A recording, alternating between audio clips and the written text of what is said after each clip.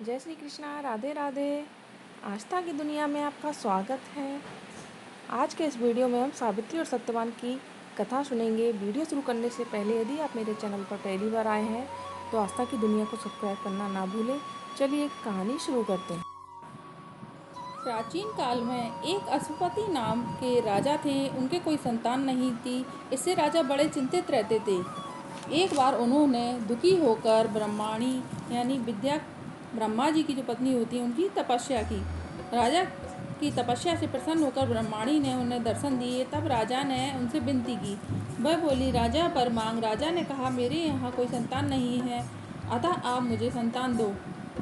यह सुनकर ब्रह्माणी बोली, जा तेरे सर्व गुण संपन्न मेरे ही समान एक पुत्री उत्पन्न होगी। इतना कहकर वे अंतर्ध्यान हो गईं। रानी गर्भवती हो गई। रानी गर्भवती हुई। 10वें मास में उनके सुंदर कन्या उत्पन्न हुई। उसका रूप स्वरूप सब विधात्री जैसा ही था। कन्या के उत्पन्न होने के बाद एक दिन नारद जी आए। राजा ने उस कन्या को मुनि की गोद में दिया। नारद जी सब लक्षणों से युक्त कन्या के सारे गुणों का बखान करके और उसका नाम सावित्री रखकर हरि गुणगान करते हुए चले गए। अब तो धीरे धीरे सावित्री चंद्रमा की तरह बढ़ने लगी। राजा ने सावित्री को शादी योग्य देखकर ज्योतिषियों को बुलाकर और उनसे सलाह ली। ज्योतिषियों ने कहा, महाराज, कन्या को स्वयं वर चुनने की आज्ञा दें। राजा ने उनकी बात मानकर सावित्री को रथ में बैठाकर मंत्रियों और सेना सहित वर की खोज में भेजा और सावित्री को समझाकर कहा, बेटी, तुम्हें जो भी वर योग पसंद आवे उसे चुन लेना और आकर मुझे बता देना। सावित्री मंत्रियों और सेना के साथ वर की तलाश में चल दी। सब देशों में घूमते घूमते एक जंगल में जहाँ ऋषि मुनियों की कुटिया बनी हुई थी, वहाँ अचानक उसका रथ रुक गया। तब वह रथ से उतरकर मंत्रियों के साथ ऋषियों की कुटिया में उनके दर्शन करने गई। वहाँ एक कुटिया में सत्यवान और उसके माता पिता रहते थे।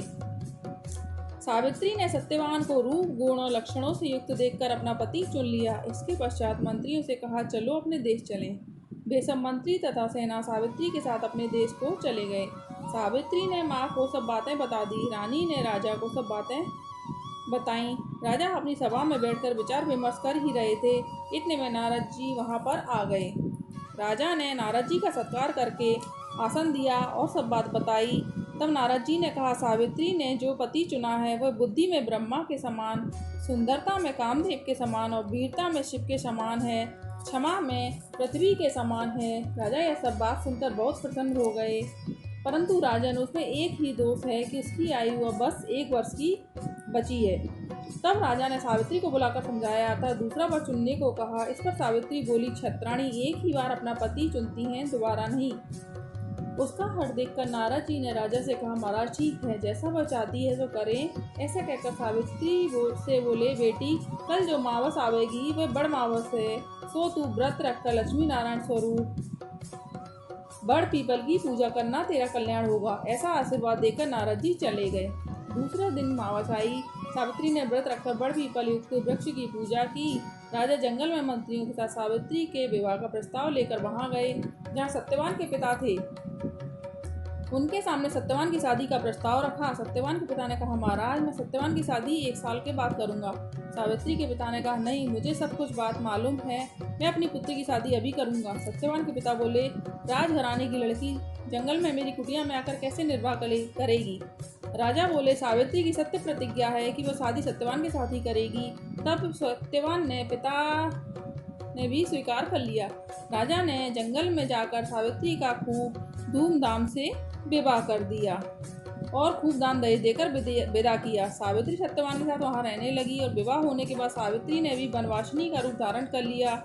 जिस दिन से वह वहां आई थी उस दिन से व्रत एवं उपवास तथा बड़ और पीपल की पूजा आदि बड़े नियम से करने लगी।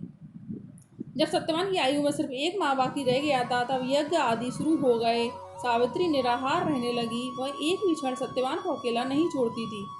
सत्यवान की उम्र में जब 7 दिन बाकी रह गए तब सावित्री ने जल पीना भी छोड़ दिया। अब तो वह निर्जल रहने लगी। सास ससुर ने बहुत मना किया कि सावित्री इतना कठोर तप मत करो, परंतु वह नहीं मानी। एक दिन सत्यवान हवन को लकड़ी लेने के लिए जंगल में गए। उनके साथ सावित्री भी गई। सत्यवान पेड़ के नीचे लकड़ी काटते काटते आए और सावित्री से बोले, सावित्री, मुझे बहुत जोर से चक्कर आ रहे हैं और कुछ भी दिखाई नहीं दे रहा है। सावित्री ने सत्यवान का सिर अपनी गोद में रखकर लिटा लिया। इतने में यमराज के दूत सत्यवान को लेने के लिए वहां आए। वे सावित्री के तेज को देखकर दूर ही खड़े रहे, सत्यवान के पास ना आ सके और वापस लौट गए। यमराज ने पूछा, कहो खाली लौटकर कैसे आए हो? सत्यवान कहाँ है? दूतों ने कहा, महाराज, सावित्री के तेज के आगे हम एक क्षण भी वहाँ रुक नहीं सके। यह सुन यमराज भैंसे पर स्वयं सत्यवान को लेने आए। उन्होंने भी जब सावित्री के तेज को देखा तो सत्यवान को हाथ ना लगा पाए। वे बोले, बेटी सावित्री। यह आवाज़ सुनकर सावित्री ने जब चारों तरफ देखा तो उन्होंने सामने यमराज को खड़े हुए पाया। वह कह रहे हैं कि सत्यवान को लेने आया हूँ, तू इसे छोड़ दे। सावित्री बोली, मैं इसके बिना एक क्षण भी नहीं रह सकती हूँ। यमराज बोले, तो तुमको तो इसे छोड़ना ही होगा। यमराज अंगुष्ठ मात्र सत्यवान के शरीर में से छाया पुरुष निकाल कर अपने साथ ले चले। तब सावित्री भी उनके पीछे पीछे चल दी। जब यमराज ने पीछे मुड़कर देखा तो सावित्री को आते हुए देखकर वह सावित्री से बोले, तुम वापस लौट जाओ, इस शरीर से कोई भी मेरे संग नहीं चल सकता। सावित्री बोली, मैंने आपसे पहले ही कह दिया है कि मैं सत्यवान के बिना एक क्षण भी नहीं रह सकती। यमराज बोले, तू सत्यवान को छोड़कर कोई भी वर मांग ले। सावित्री बोली, मेरे सास ससुर राज्य को छोड़कर आंखों से अंधे होकर वन में रहते हैं, अतः उनकी आंखों में ज्योति देकर उनका राजपाट उन्हें मिले। यमराज बोले, तथास्तु, ऐसा ही होगा। लेकिन सावित्री फिर भी नहीं लौटी, उनके साथ साथ चलने लगी। यमराज ने फिर पीछे मुड़कर देखा तो सावित्री पीछे पीछे आ रही हैं। यमराज फिर बोले, तू वापस नहीं लौटी, मैंने तुझसे मना कर दिया, फिर भी तू चली आ रही है। तुम सत्यवान को छोड़कर एक और वर मांग लो। सावित्री बोली, यदि आप सत्य कह रहे हैं तो मेरे पिता के कोई पुत्र नहीं हैं, अतः मेरे पिता के 100 पुत्र हों। यमराज बोले, तथास्तु, ऐसा ही होगा। सावित्री फिर भी पीछे पीछे चल दी। धर्मराज ने पीछे मुड़कर देखा सावित्री पीछे चली आ रही हैं। तब उन्होंने क्रोध में आकर बोले, तू इतने बार वर मांग लिया और मना कर रहा हूँ, फिर भी नहीं मानती। सावित्री हाथ जोड़कर बोली, महाराज, मैं आपसे पहले ही विनय कर चुकी हूँ कि सत्यवान के बिना मैं एक क्षण भी नहीं रह सकती। यह सुनी यमराज फिर बोले, अच्छा, सत्यवान को छोड़कर तू एक और वर मांग ले। सावित्री बोली, यदि आप मुझ पर प्रसन्न हो तो 100 पुत्र और अचल राजपाट दीजिए। यह सुनकर यमराज तथास्तु कहकर चल दिए। सावित्री के फिर भी वापस न लौटने पर यमराज कुपित होकर बोले, तू सब कुछ पाकर भी वापस क्यों नहीं लौटती? अब मैं तुझे शाप दे दूंगा। सावित्री हाथ जोड़कर बोली, महाराज, जरा सोचिए, एक पतिव्रता स्त्री को बिना पति के पुत्र कैसे प्राप्त होगा? यमराज चक्कर में पड़ गए और बोले, तूने मुझे ठग लिया। उनको सत्यवान वापस लौटाना ही पड़ा। सत्यवान को प्राप्त करके सावित्री उसी जगह आई जहाँ सत्यवान लेटे थे। सावित्री को देखते देखते सत्यवान आँख खोलकर बोले, आज तो बहुत गहरी नींद आई। सावित्री बोली, कोई बात नहीं, चलो उठो, पहले पूजा करें। तब उन दोनों ने बड़ पीपल की पूजा की। फिर भी दोनों अपनी कुटिया पर लौट कर आए तो वहाँ खुशी की लहर छा गई। सास ससुर ने नेत्रों में ज्योति आ गई। खोया हुआ धन, राज और पुत्र प्राप्त हुआ। दोनों बेटा बहू ने उनके पैर छुए। पिता अश्वपति के 100 पुत्र हो गए। सत्यवान राज्य गद्दी पर बैठे। चारों तरफ सावित्री के व्रत की चर्चा होने लगी। प्रत्येक सुहागिन स्त्री बड़ पीपल की पूजा करे और अपने पति की बड़ी और लंबी उम्र का वर मांगे। हे बड़मावत, जैसा तूने सावित्री पर सब वैभव और सुहाग दिया, वैसा हमको भी देना। जो इस कहानी को सुनाए हुकारा वरे, उन सभी की मनोकामनाएं पूरी करना।